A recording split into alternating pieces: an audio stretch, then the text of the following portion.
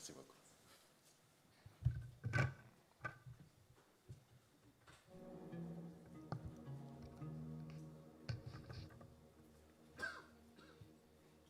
Éminence Serigne Abdoul Aziz Sy Moulay, représentant le Khalife général des Tidjanes, Serigne Babacar Sy Mansour,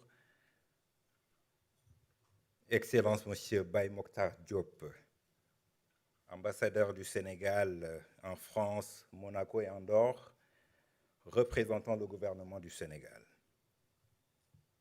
Madame la consul générale du Sénégal à Paris, Madame Adama Fall, éminents membres de la famille de Cheikh El Hadji Malick Sy, ici présents, je vous nomme Serigne Babacar Ibn Habib, Serigne Mohamedou Lamine Kane, Serigne Cheikh Omar Sy Djamil, Serigne Mame Doudou Sy, Serigne Sidi Ahmed Sy Al Amin, Sokhna Safiatou Sy, Sokhna Fatima Samb, mon épouse, et Sokhna Thioro, ma deuxième épouse.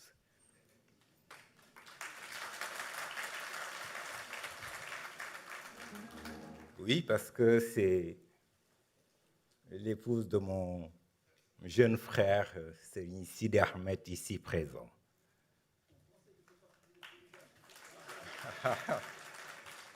Chers panélistes et conférenciers qui avaient eu l'amabilité d'accepter de participer à ces échanges malgré vos agendas certes très serrés, je vous nomme le révérend Abbé Louis Pasteur Faye, messieurs les professeurs Mbaye Thiam, Joseph Maïla, Mohamed Chérif Ferjani, messieurs Grégory Vandam, Adama Ali Pam, docteur Bakary Samb, docteur Jean-Pierre Bat et notre modérateur méritant, Abdoulaye Rokhaya.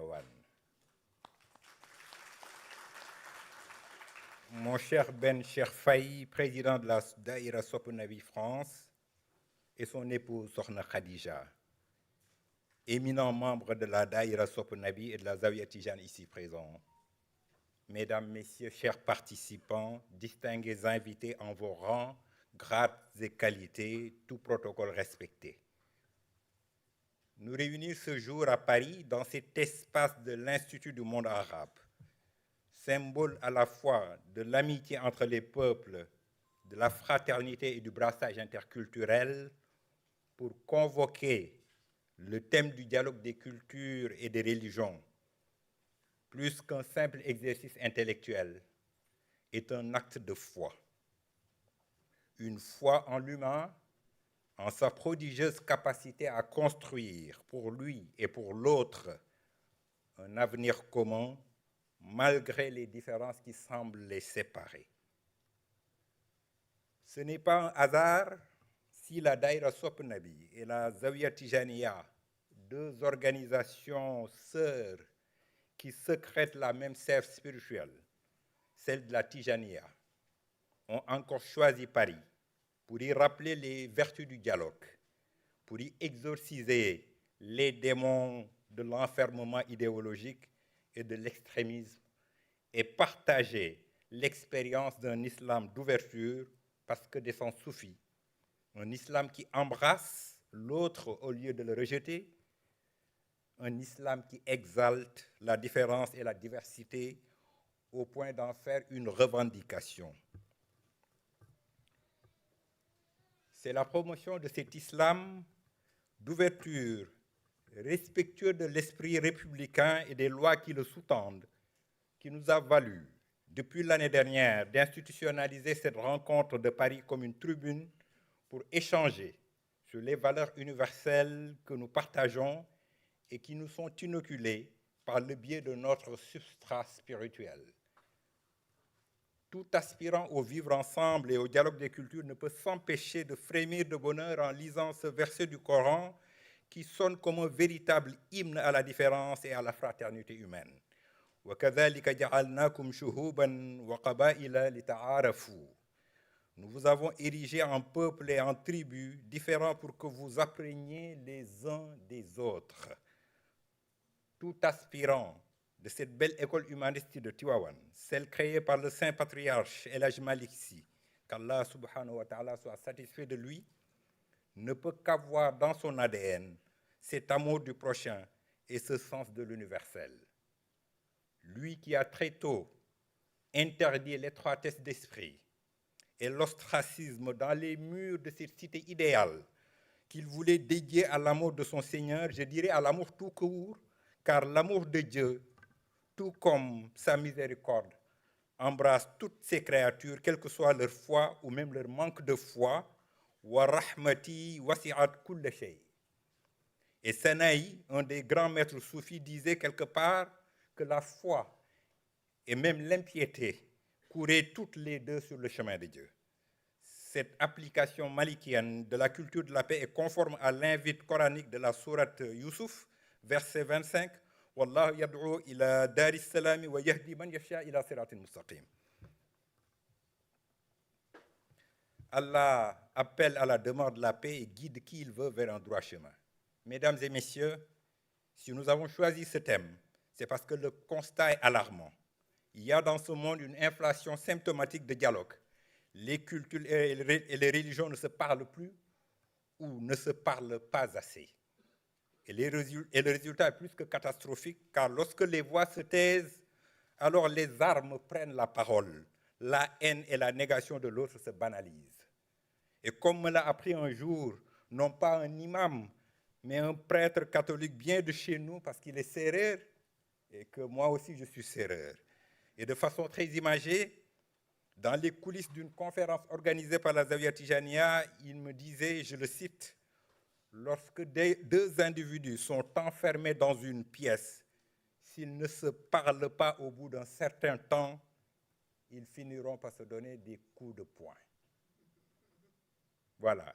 Il me l'a dit en wolof, il m'a dit, « ñaari nit bu ñu tëyew ci néeg te waxuñu bu yàggee ci kurpañ la ñuy mujj. » Voilà où nous en sommes. Notre monde est blessé. Blessé par les guerres, les injustices, les exclusions. Blessé par les extrémismes qui, sous couvert de défendre une identité, une religion ou une culture, sèment la haine, la peur et la division. Et sur ce registre, nos croyances, qu'elles soient juives, chrétiennes, musulmanes ou bouddhistes, ont leur mot à dire.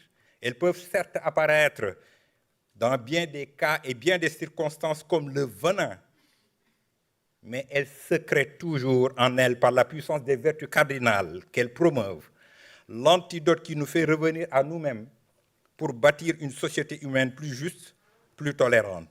C'est ce que le Seigneur commande au prophète sallallahu alayhi wa sallam dans la sourate Al-Anfal, wa in janahu lis-salmi fajna' laha wa tawakkal 'ala Allah innahu huwa samiul alim.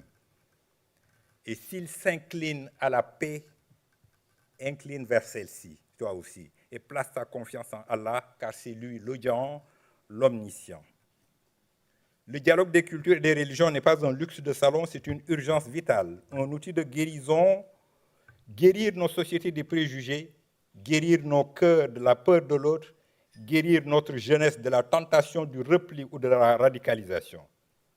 Le Sénégal a toujours été une terre d'harmonie interreligieuse où chrétiens et musulmans ont toujours cohabité ensemble, dans la paix. Cette culture du respect mutuel n'est pas une exception folklorique, elle est un modèle pour le monde, et c'est ce modèle qu'il nous faut aujourd'hui proposer à nos partenaires d'Europe, d'Afrique ou d'Orient, non pas par arrogance ou suffisance, mais avec humilité, non pour imposer, mais pour partager. Le dialogue, s'il veut guérir, ne doit être un monologue bienveillant, il doit être honnête, exigeant, réciproque. Il suppose l'écoute véritable, il suppose le courage d'interroger ses propres certitudes sans jamais renier ses convictions. Chers amis, dans ce monde fragmenté, le rôle des leaders religieux, des penseurs, des éducateurs et des citoyens engagés est plus que jamais essentiel.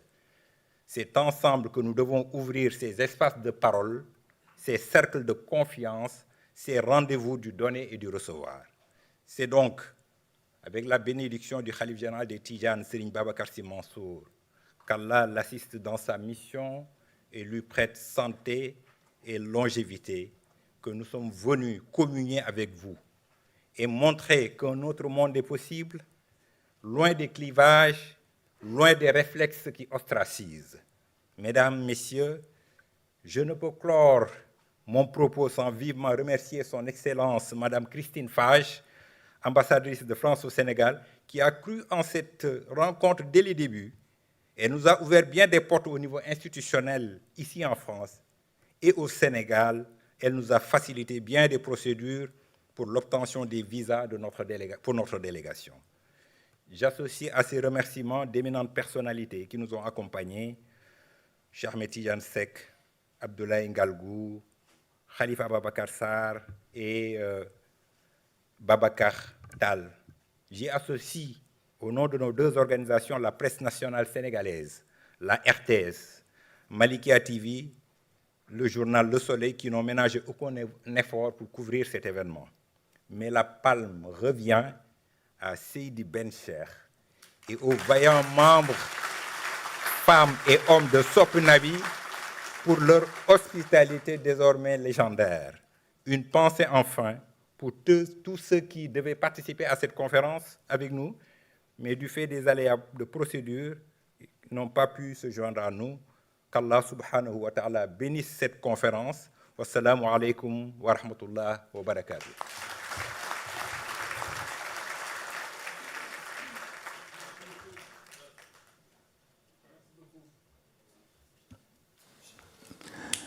Nous allons inviter